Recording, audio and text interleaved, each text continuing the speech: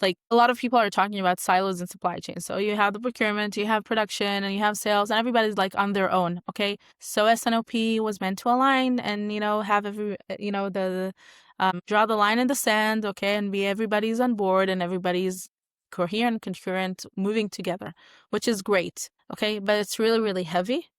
Okay. And you can't really do that, all the time and fast and enable fast decisions, right? Because of that. So I think the next step, the next evolution with the guardrails and the ranges, okay, will enable us to be aligned, not necessarily on numbers, on specific numbers, but to be aligned, have procurement and sales and everybody on board, but still let everybody in their own domain, okay, fast and react fast within the ranges and the alignment. So if the alignment is on ranges and policy, okay, you can still make a local decision without breaking the consensus, okay, and waiting for a realignment on things.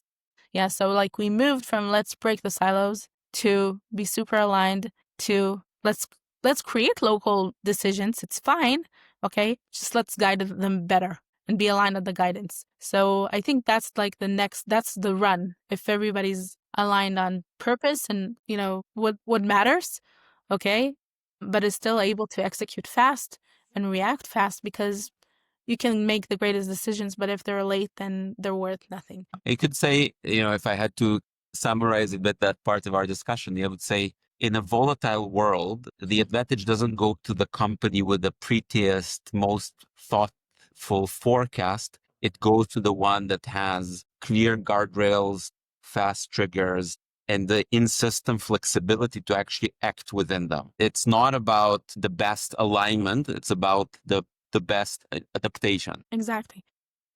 So if you were to start, how would you you talk to a lot of CEOs and a lot of companies and you're all over. So if you would now meet a company that, has implemented a process and is still not reaching its goals, it's still holding too much inventory, post-COVID, everybody's like, let's cut inventory. Now cutting inventory is super popular. Okay. But still, there is still a risk. Okay. There's still added risk of how do I manage this balance between protecting my margin and my market share all at once? So how would you start? I would start with understanding the real trade-offs that the company faces. And I think there's often lack of transparency in organizations. How much excess inventory do we hold actually? What are the implications? Are we defended against price spike? Are we in the play? Kind of what's our EBITDA exposure to our raw material?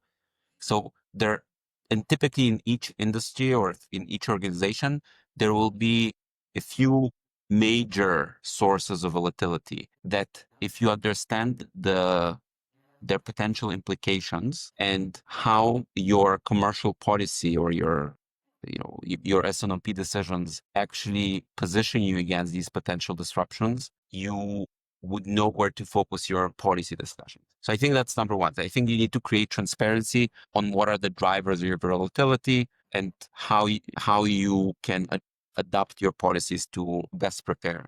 I think then there is a second piece, which is what are the decisions you're actually making in the S&OP? And my argument is, yes, probably consensus forecast is still something you want to do because it creates this required negotiation between different parts of the organization. But I would leave much more freedom bands to the different parts of the organization to react in times. And and to do this all in light of our commercial objective, whether it's service level, cash flow, margin protection, etc.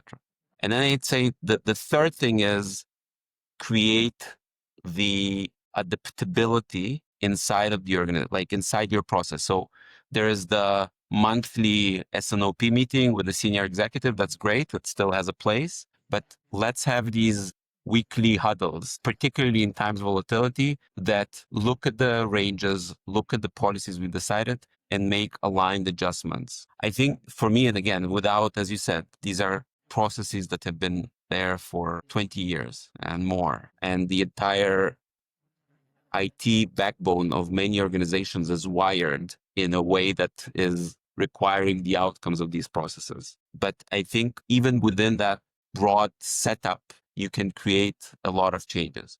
And then finally, your response is only as good as the flexibility of your system. So wherever you can, we discussed the recipe example. I can tell you, I mean, I've implemented the dynamic pricing that is not kind of, we define our quarterly price for the next quarter and we roll it out, but we actually can adjust it based on competitive situation, our own supply situation in a matter of a week. That really creates a lot of optionality, and it allows you in this very VUCA world we live in to respond in the best way. So on an ending note, are you optimistic that people will try to create a more flexible approach to operations, sales and operations? Or do you think that, it's just too big and too complex to change? So I'll tell you, my sense is that organization change when there is real pain, when there is a burning platform. My sense is that the past 5 years between COVID,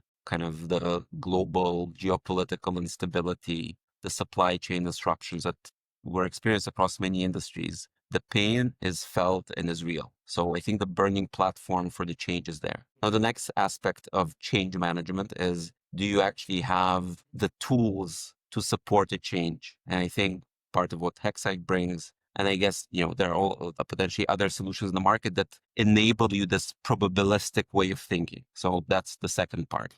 I think the third part, which is going to be probably a challenging one, is to change the incentive systems inside the organization. So, let the people be judged not on kind of the process or their kind of on their forecast numbers, but actually whether their policy enabled success. And I think that's role of both advisors and organizations themselves that are actively thinking about this. And if the top leaders, right, and actually the fourth dimension of change is really if you have role modeling, right? If the leaders of organizations, after experiencing the pain and having a clear change story in mind, are able to role model this new way of thinking and say, guys, it's okay. Thank you for your kind of 900 widgets forecast. But what happens if it's 1500? And we create these type of discussions, you'll see adaptation. And so I'm quite optimistic that we are in front of a new way of thinking about supply chain management and supply in operational management inside of organizations, with a view that we are in an increasingly volatile environment. Thank you for sharing your insights, and hopefully we'll see you soon here. Once again, we'll think of a new topic next time that we can discuss. So thank you very Thank you, much. Tamar. It was a pleasure chatting, and you are changing the world one forecast after another. Thank you. Thank you. Bye-bye.